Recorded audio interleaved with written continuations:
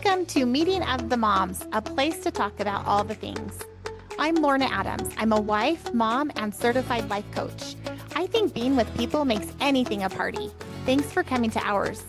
I'm here with my good friend Amy. For years, we've spent the early morning hours running and talking together before diving into our days.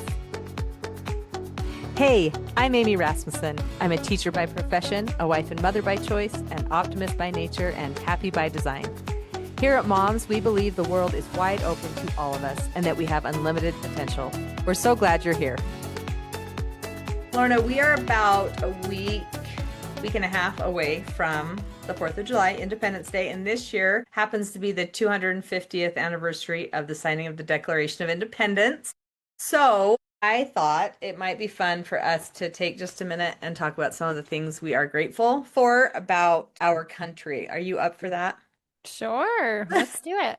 Just so everyone knows, I'm throwing this at Lorna with no notice. So it is going to be so flexible. Jump on board with me. Thank you.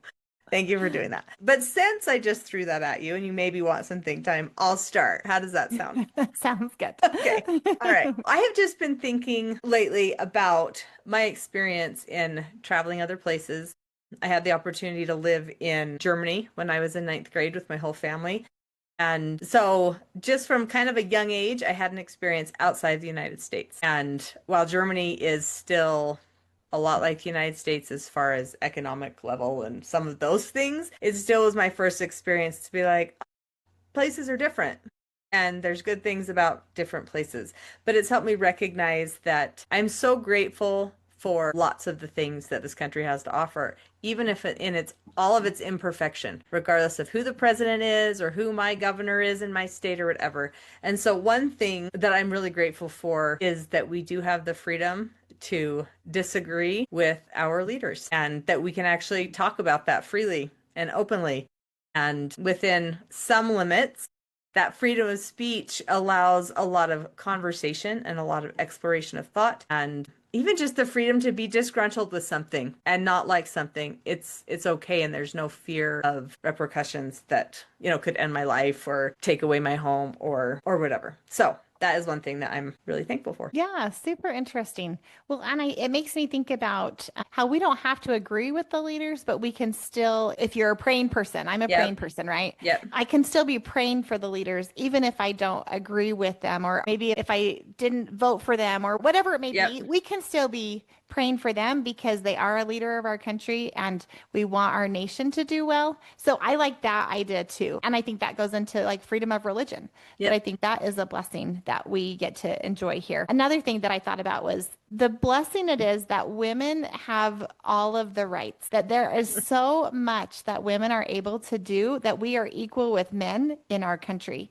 And how it has taken a long time to get there. And I have 3 daughters, and just how grateful I am that they get to have freedoms and have rights. And I feel like my husband is a really good girl dad. Yeah. That he wants them to just thrive and have so many opportunities and all of that. And so it's just been fun to see and recognize what an awesome country we live in as a woman as well as men. Yeah. Yep. And I love that you said that it's taken a long time to get where we are today. And it's going to take a long time to continue to progress and move things forward, both for us as women and other groups of people. But I think that's another beauty of what we have in our country, that we can continue to wrestle with the issues that come up and figure out like, okay, what does this mean? How do we provide the freedom for people to actually live out the things that were in the Declaration of Independence: life, liberty, and the pursuit of happiness? Yeah. I loved something I listened to recently about the pursuit of happiness being the freedom to pursue good, uplifting things, as opposed to the freedom to do whatever in the world you want. And I know that there could be some argument there, but it never was supposed to be anarchy. That wasn't the idea. But the idea was that how do we protect things so that each person can tap into their own conscience and their own value system and be able to make choices and continue living that life rather than having those things taken away and imposed upon them. Like, you have to think this way and you have to believe that way and you have to act like this, as long as it's not encroaching on the rights of others, how to do that. And I think that right there is one of the biggest problems of every day and age of figuring out what does that look like? At what point is one thing encroaching on the rights of another person? And how do we balance all of it? And so I'm thankful too for the structure of government that creates the conversation and the debate, even though I don't always love how those things are handled. I do love that by having different voices in there in the conversation, we can explore what needs to change and what needs to happen so that we can have those freedoms protected. Yeah. Well, and I think it's awesome that we get to have a voice, right? That we are in this country that really everyone can have a voice if we want to. Yeah, yeah. I was just listening to a podcast this morning about some health things, but the host was saying, so you really can call your legislator and say, when issues come up, I would like to see funding for this health issue that I think is important. Like, why don't we have funding for it? And he's like, it really is as simple as calling and leaving a message on the answering machine for your senator. And so even the fact that it's not just like, hey, everyone has a voice, but there are phone numbers and there is a system for those things to go to the people who are supposed to represent us so they can hear what we as people in our everyday lives find important. So I think that's cool. And I'm grateful that there's an infrastructure for that. Yeah. Yeah. Well, Anna also made me think about, isn't it awesome that we can have businesses, that we can just decide we want to start a business and start a business, and there's education and there's all of these opportunities for learning and growth. That's pretty incredible. Yeah. Yeah. I also love that I said infrastructure. I love the infrastructure that is provided. I think sometimes when we're cranky about taxes or whatever else, sometimes I think, okay, but this road I'm driving on that is in good repair, like that's because we've decided to come together and have a society and have a government that gives us taxes so that then we have these things that are repaired. The road, the highway between our town and the next little town just got resurfaced. And so people were griping about the amount of time it takes to get places. And I am totally like that too at times. Like, are you kidding me? I didn't plan to stay here forever. But it's so great when I can shift and reframe that and just realize, like, I'm so grateful that the taxes I pay provide this road for me to drive on, and that it's not a crazy, horrible road where there's potholes that could damage my car and all the things. And along with that, the fact that we have traffic laws, that there is a yellow line down the middle of our 2-lane highway so that we're not just driving wherever and having horrible car crashes, right? Yeah. So often we can feel like laws or structure confine us, but so often laws and structure actually allow us to expand in ways that those wouldn't. So I'm thankful for that simple infrastructure and garbage. Can I say garbage disposal too? I'm so grateful that I'm in this small city where that garbage infrastructure is in place.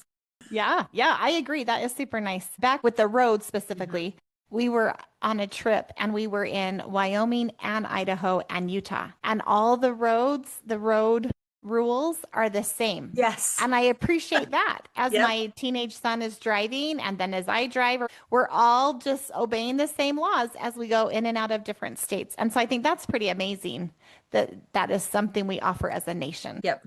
Yeah. Along with laws, I think of laws like that you don't steal and you don't kill people and that there's consequences for doing those things. And not that everyone's like, I wish I could just steal and kill people, but still it gives a feeling of safety. I was out walking by myself in the evening one night, and I know this isn't the case everywhere in the United States, but where I live, I can walk by myself as a female in the evening dusk and I can feel safe. And I think that is huge. Yeah, I totally agree. And water, that's another infrastructure thing. I am thankful for clean water and the indoor plumbing for like my toilet and all that kind of stuff. That again, we have a working system that allows for businesses. And so I have a plumber who can come and fix things because that person is able to create their own business and they have access to education and they're able to do that. I'm so grateful that there are people who can fix my car again because they could have their own business and start that up. It's just really, really good. Really good. I'm thankful. Yeah, I agree. Things. One of the songs that when I think about the 4th of July, I really love Lee Greenwood's God Bless the USA, I think is what it is. And that one is just like, it just stirs something inside of me that I just can be so, so grateful. I just think it's just so amazing that we have this awesome nation that we get to be a part of and that we all can contribute and have a voice and help each other and support each other. And anyway, it just is pretty incredible. Yeah. And I would even say with this podcast, the fact that we can feel free to put this out into the world and that people can hear it and listen to it if they choose to, whether they agree with it or not. It doesn't have to go through any rigorous system to be like, well, are we going to let you have a voice or not? But that it can be out there. And I think one of the reasons I wanted to talk a little bit about this and just express gratitude is because at no point does it mean that we have a perfect nation. It doesn't mean we have perfect government. It doesn't mean we have perfect people or any of those things. But often I think when we do have frustration about how something's going in the country, it's because we have certain ideals that have been laid out before us. And it's this striving towards these ideals, and any striving towards an ideal is a struggle, and there's going to be ups and there's going to be downs. And I think one of the things that I love the most about living in this country is that we have these very high ideals and we get to participate in the struggle to figure out how to live up to them. That's pretty cool to me. So good. Yeah. With that, happy Independence Day, everybody, on the 4th of July or whenever you hear this. We wish you well. See ya. Thanks for coming to Meeting of the Moms. We hope it made your load a little lighter. We'd love to hear what's on your mind. Send your celebrations, takeaways, and suggestions for future topics to momswithamyandlorna@gmail.com. If you enjoyed the show, please like, share, and subscribe. If this isn't the right fit for you, we wish you well on your journey. Until next time, I'm Amy Rasmussen. And I'm Lorna Adams. See you next week at Moms.